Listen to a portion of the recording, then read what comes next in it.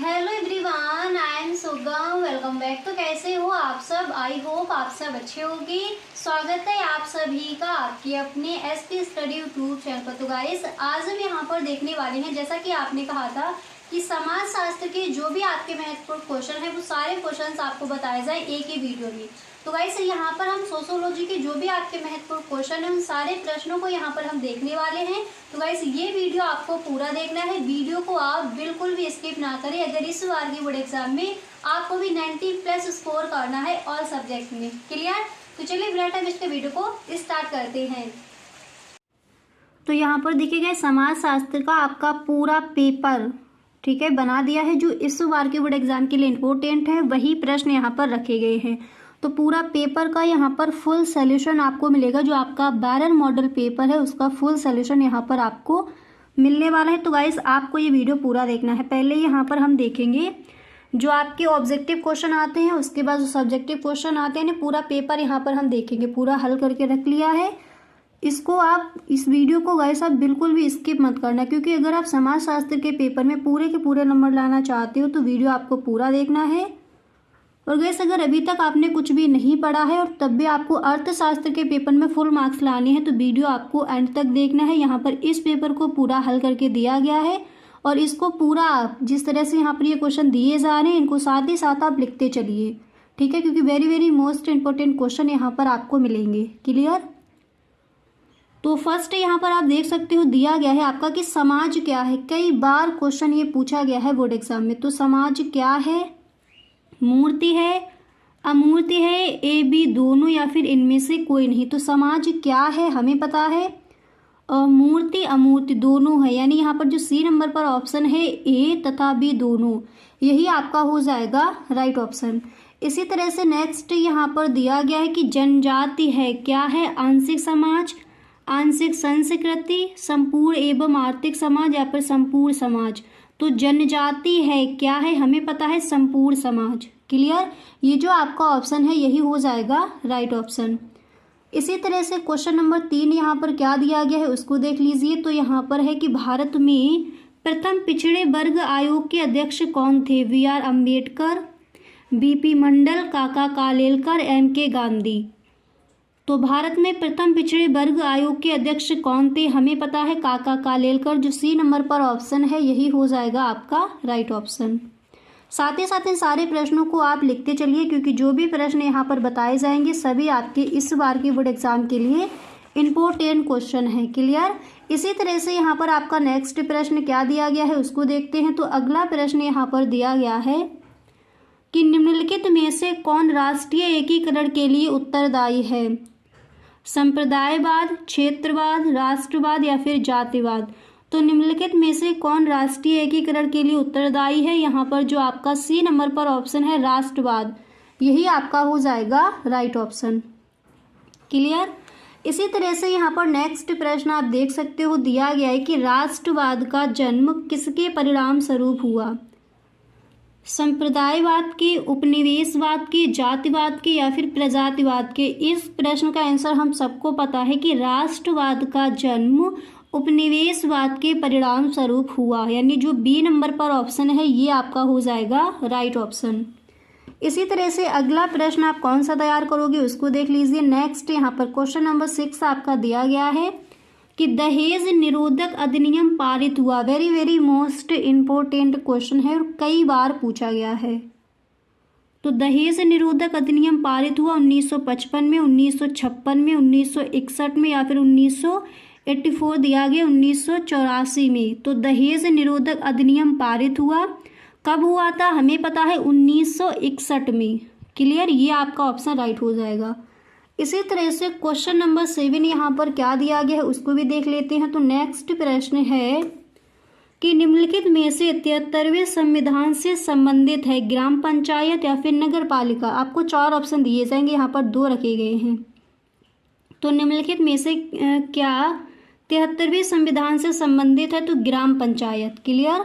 अब यहाँ पर देखिए जो आपके सब्जेक्टिव क्वेश्चन है वो आप कौन कौन से तैयार करोगे उनको देखते हैं। तो देखिए अतलग उत्तरीय प्रश्न में जो आपका पहला प्रश्न है आपको कौन सा तैयार करना है उसको देख लीजिए। क्लियर? तो यहाँ पर देखिए अतलग उत्तरीय प्रश्न में फर्स्ट प्रश्न आप तैयार करोगे, राष्ट्र से आप क्या समझते हैं। इंपॉर्टेंट क्वेश्चन और कई बार पूछा भी गया है बोर्ड एग्जाम में। तो राष्ट्र से आप क्या समझते हैं, सबसे पहले हेडिंग डाली है राष्ट्र, उसके बाद आप लिखोगे राष्ट्र से आशय जनसंख्या के उस समूह से है जो अपने आप को एक समुदाय के रूप में प्रस्तुत करता है। क्लियर, अपने आप को एक समुदाय के रूप में प्रस्तुत करता है। इसके बाद यहाँ पर आप लिखोगे, अब यहाँ पर देखिए किस तरह से आपको आंसर लिखना है। आप लिखोगे कि राष्ट्र से आशय जनसंख्या के उस समूह से है जो अपने आप को एक समुदाय के रूप में प्रस्तुत करता है तथा अनेक साझा विशेषताओं पर आधारित होता है। इस प्रकार की मुख्य विशेषताएं हैं सामान्य भाषा, एक निश्चित भौगोलिक स्थिति, इतिहास, धर्म, प्रजाति तथा राजनीतिक आकांक्षाएं। क्लियर, पहला प्रश्न आपने समझ लिया। अब देखिए सेकंड क्वेश्चन आप कौन सा तैयार करोगे। तो दूसरा प्रश्न यहाँ पर आपको ये तैयार कर लेना है। आप देख सकते हो कि जाति की विशेषताएं लिखिए, इंपॉर्टेंट क्वेश्चन है। प्रजाति और जाति क्या है, इंपॉर्टेंट है, तो सही ढंग से तैयार कर लीजिए। जाति की विशेषताएं लिखिए, आप हेडिंग डालोगे जाति की विशेषताएं, उसके बाद आपको लिखना है कि जाति की मुख्य विशेषताएं इस प्रकार हैं। जन्म पर आधारित सदस्यता, पैसों की निश्चितता, खान पान पर प्रतिबंध, ऊंच नीच की भावना, अनिवार्य सदस्यता, निश्चित परंपराएं। इसके बाद यहाँ पर नेक्स्ट आपको लिखना है अंतर्विवाही समूह तथा सदस्यों की निश्चित स्थिति। क्लियर, तो जाति की विशेषताएं लिखिए, इस तरह से आप इस प्रश्न का आंसर लिखोगे। इसके बाद क्वेश्चन नंबर तीसरा कौन सा आपको तैयार करना है उसको समझ लीजिए। आप यहाँ पर तैयार करोगे विनिवेश से क्या आशय है। विनिवेश क्या है, विनिवेश से क्या आशय है। तो सबसे पहले हेडिंग डालोगी विनिवेश, आपको लिखना है कि प्रायः सभी देशों में मिश्रित अर्थव्यवस्था के अंतर्गत सार्वजनिक क्षेत्र में कुछ संस्थान होते हैं जो मुख्य रूप से सरकार के नियंत्रण में होते हैं। यदि सरकार इन सार्वजनिक क्षेत्र के संस्थानों में अपना हिस्सा किसी व्यक्ति या निजी क्षेत्र की कंपनी को बेच देती है तो इसे विनिवेश कहते हैं। इंपॉर्टेंट है, सही ढंग से तैयार कर लीजिए। क्लियर, इसी तरह से क्वेश्चन नंबर 4 यहाँ पर क्या दिया गया है उसको देख लीजिए। तो चौथा प्रश्न यहाँ पर आप देख सकते हो आपका दिया गया है कि दबाव समूह या हित समूह से आप क्या समझते हैं। क्लियर, दबाव समूह या हित समूह से आप क्या समझते हैं। आप इस तरह से लिखोगे कि समाज के कुछ संगठित समूह अपने अपने हितों, क्लियर, अपने अपने हितों की सुरक्षा के लिए शासन पर ऐसे कानूनों को, देखिए शासन पर ऐसे कानूनों को, इतना लिखने के बाद यहाँ पर फिर आप लिखोगे, इसके बाद यहाँ पर आपको लिखना है पारित करने। देखिए इस तरह से आप लिखोगे कि पारित करने या ऐसी नीति का अनुसरण करने के लिए दबाव डालते हैं जिनसे समूह अपने अपने हितों की रक्षा कर सके। ऐसे ही गुटों को राजनीति शास्त्र में दबाव समूह अथवा हित समूह के नाम से संबोधित किया जाता है। क्लियर, अब क्वेश्चन नंबर 5 आपको कौन सा तैयार करना है उसको भी समझ लीजिए। तो पांचवा प्रश्न यहाँ पर अतलग उत्तरीय प्रश्न में दिया गया है कि पंथ निरपेक्षीकरण के परिणाम स्वरूप जातीय व्यवस्था में हुए 2 परिवर्तनों का उल्लेख कीजिए। तो पहला है खान पान के प्रतिबंधों का अंत। आप लिखोगे कि जाति के सभी बंधन ढीले पड़ गए हैं। क्लियर, इसके बाद आप लिखोगे कि पंथ निरपेक्षीकरण के कारण जातीय आधार पर लगाए गए खान पान के प्रबंध प्रायः समाप्त हो गए हैं। इसके बाद यहाँ पर जो आपकी दूसरी हेडिंग है वो आप क्या डालोगे उसको देख लीजिए। तो यहाँ पर दूसरी हेडिंग आपको डालनी है जातीय नियमों का ह्रास, और फिर इसमें आप इस तरह से यहाँ पर लिखोगे कि यातायात के साधनों का विकास हो जाने से तथा नगरों की संख्या अधिक हो जाने से धर्म का प्रभाव कम हो गया है, जिससे जातीय नियमों एवं प्रतिबंधों का ह्रास हो गया है। इस तरह से आप लिखोगे। अब इसके बाद यहाँ पर आपका क्वेश्चन नंबर 6 क्या दिया गया है, कौन सा प्रश्न आपको तैयार करना है उसको देख लेते हैं। तो यहाँ पर देखिए जो आपका क्वेश्चन नंबर 6 है तो क्या दिया गया है, आप देख सकते हो कि सामाजिक सर्वेक्षण की 2 विशेषताओं का उल्लेख कीजिए। ठीक है, तो देखिए पहली हेडिंग यहाँ पर आप डालोगे वैज्ञानिक पद्धति का प्रयोग। इसमें आप लिखोगे सामाजिक सर्वेक्षण में वैज्ञानिक पद्धति का प्रयोग किया जाता है जिससे अध्ययन वस्तु के संबंध में किसी प्रकार के पक्षपात की आशंका नहीं रहती। इसके बाद यहाँ पर आप दूसरी हेडिंग डालोगे सामाजिक पक्षों का अध्ययन। अब यहाँ पर देखिए दूसरी हेडिंग आपको क्या डालनी है, यहाँ पर आप दूसरी हेडिंग डालोगे सामाजिक पक्षों का अध्ययन और फिर इसमें आप लिखोगे कि सामाजिक सर्वेक्षण के अंतर्गत सामान्यतः किसी समुदाय की संरचना, उसमें रहने वाले व्यक्तियों की जीवन दशाओं तथा उनकी क्रियाओं की सामाजिक पक्षों का अध्ययन किया जाता है। कई बार इसमें आर्थिक एवं सांस्कृतिक पक्षों को भी सम्मिलित किया जाता है। तो ये 6 क्वेश्चन आप याद करोगे अतलग उत्तरीय प्रश्न में।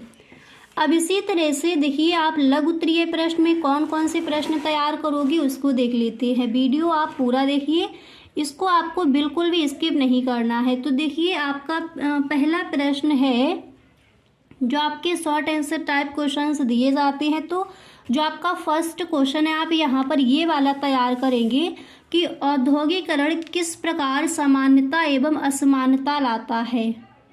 औद्योगिकरण किस प्रकार समानता एवं असमानता लाता है वो आपको बताना है। आप इस तरह से लिखोगे, आज 21वीं शताब्दी में औद्योगिकरण की प्रक्रिया को एक विस्तृत श्रम विभाजन वाली प्रक्रिया माना जाता है। इसके बाद आपको लिखना है जो अपरिहार्य है तथा जिसके प्रभाव समानता एवं असमानता लाने वाले होते हैं।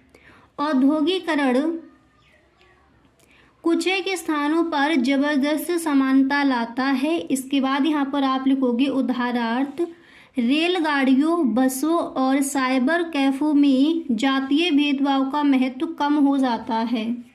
ठीक है, जातीय भेदभाव का जो महत्व है वो कम हो जाता है। इसके बाद यहाँ पर आपको लिखना है कि जातीय दूरी कम होती है तथा अंतर जातीय विवाहों का प्रचलन बढ़ जाता है। इस प्रकार औद्योगिकरण से सामाजिक असमानताएं तो कम होती हैं परंतु आर्थिक या आय से संबंधित असमानताएं उत्पन्न हो जाती हैं। इसके बाद आप लिखोगे कि बहुधा सामाजिक और आय संबंधी असमानता परस्पर आच्छादित हो जाती है। इसके बाद आप लिखोगे कि उदाहरणार्थ अच्छे बर्तन। देखिए इसके बाद यहाँ पर आपको लिखना है कि अच्छे वेतन व्यवसायों में उच्च जातियों के लोगों का वर्चस्व आज भी बना हुआ है। अधिकांशतया महिलाएं समान कार्य के लिए कम वेतन पाती हैं। क्लियर। अब देखिए इसके बाद जो आपका सेकंड क्वेश्चन है उसको देखिए। तो आप नेक्स्ट ये तैयार करोगे लघु उत्तरीय प्रश्न में कृषक समाज पर। देखिए वेरी मोस्ट इम्पोर्टेंट क्वेश्चन है, हरित क्रांति क्या है, हरित क्रांति से क्या आशय है, हरित क्रांति से आप क्या समझते हैं। इम्पोर्टेंट क्वेश्चन है आपका और ये प्रश्न कई बार पूछा गया, तो सही ढंग से आप तैयार कर लीजिए। हरित क्रांति क्या है, तो क्वेश्चन इस तरह से यहाँ पर है कि कृषक समाज पर पड़ने वाले हरित क्रांति के प्रभावों का उल्लेख कीजिए। आप इस तरह से लिखोगे, पहले तो आपको हेडिंग डाली है इस तरह से। क्लियर। फर्स्ट हेडिंग क्या पड़ेगी, बाजार के लिए अतिरिक्त उत्पादन करने वाले मध्यम एवं बड़े किसानों के लिए लाभकारी। यहाँ पर आपको मध्यम लिख लेना है। इसके बाद आप लिखोगे कि कृषि में निवेश महंगा होने के कारण छोटे तथा सीमांत किसान इसका लाभ उठाने में सक्षम नहीं थे, वे जीवन निर्वाही कृषक ही बने रहे। इसलिए हरित क्रांति और इसके बाद देखिए, इसलिए हरित क्रांति और इसके बाद इतना पहले आप लिखोगे। इसके बाद यहाँ पर आपको लिखना है,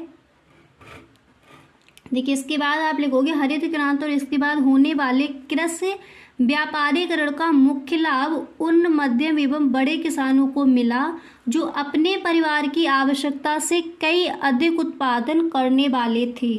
ठीक है, इतना लिखने के बाद अब यहाँ पर देखिए, इतना लिखने के बाद यहाँ पर सेकेंड हेडिंग आपको डाली है ग्रामीण समाज में असमानताओं में वृद्धि। फिर आप लिखोगे 1960 एवं 1970 के दशक में हरित क्रांति के परिणाम स्वरूप ग्रामीण समाज में असमानताएं बढ़ गईं। हरित क्रांति की फसलें अधिक लाभ वाली थीं, इसलिए इनका लाभ अच्छी आर्थिक स्थिति वाले ऐसे किसानों को हुआ जिसके पास जमीन, पूंजी, तकनीक तथा बीजों एवं खादों के बारे में आवश्यक जानकारी थी। अब इतना लिखने के बाद आवश्यक जानकारी थी, इतना लिखने के बाद फिर आप यहाँ पर इस तरह से लिखोगे कि अनेक भूस्वामियों ने पट्टेदार कृषकों से अपनी भूमि वापस ले ली तथा इससे धनी किसान और अधिक संपन्न हो गए। भूमिहीन तथा सीमांत भूधारकों की दशा हरित क्रांति के परिणाम स्वरूप अधिक बिगड़ गई। ठीक है, इस तरह से आप लिखोगे। इसके बाद देखिए क्वेश्चन नंबर 3 लघु उत्तरीय प्रश्न में कौन सा आप तैयार करोगे उसको समझ लीजिए। नेक्स्ट क्वेश्चन आपको तैयार करना है कि दलितों से अभिप्राय, दलित से आप क्या समझते हैं। ठीक है, आंसर लिखोगे दलितों से अभिप्राय अनुसूचित जातियों एवं जनजातियों के सर्वाधिक पिछड़े तबकों से है। ये अस्पृश्यता एवं सामाजिक भेदभाव का शिकार रहे हैं। इसके विपरीत जातियों का एक काफ़ी बड़ा समूह ऐसा भी है जो निम्न तो समझा जाता है परंतु उनके साथ किसी प्रकार का भेदभाव नहीं किया जा सकता। ठीक है, किसी प्रकार का भेदभाव नहीं किया जा सकता। इसके बाद यहाँ पर आप इस तरह से लिखोगे, देखिए भेदभाव नहीं किया जा सकता, फिर आपको लिखना है और ना ही उन्हें अछूत माना जाता था। सामाजिक असुविधाओं से पीड़ित ऐसे समूहों का जाति पर आधारित होना जरूरी नहीं है। इन समूहों को सामाजिक और शैक्षिक रूप से पिछड़े वर्ग कहा गया है। आम बोलचाल की भाषा में इन्हें अन्य पिछड़े वर्ग भी कहा जाता है। तो दलित से आप क्या समझते हैं, इस तरह से आप इस प्रश्न का आंसर लिखकर आओगे। क्लियर। तो गाइस आज के लिए बस इतना ही। आई होप ये वीडियो गाइस आपको पसंद आया होगा। समाजशास्त्र में जो आपके महत्वपूर्ण क्वेश्चन है उन पर यहाँ पर डिस्कस किया। तो मिलते हैं गाइस नेक्स्ट वीडियो में। अगर सच में वीडियो अच्छा लगा करें तो एक बार सभी दोस्तों में आप वीडियो को शेयर ज़रूर किया करें। और गाइस अगर आपको वीडियो अच्छा लगा है तो प्लीज़ आप इस वीडियो को एक लाइक कर दें। चैनल पर अगर आप पहली बार आए हो तो इस चैनल को सब्सक्राइब कर लेना एंड बेल आइकन को भी प्रेस कर देना ताकि वीडियो की जो भी नोटिफिकेशन हो वो सबसे पहले आपके पास पहुँचे और एक भी वीडियो आपसे छूटे ना, क्योंकि जो आपका सपना है इस बार 90+ स्कोर करना वो आप अच्छे से कर पाओ। Clear. Thank you so much.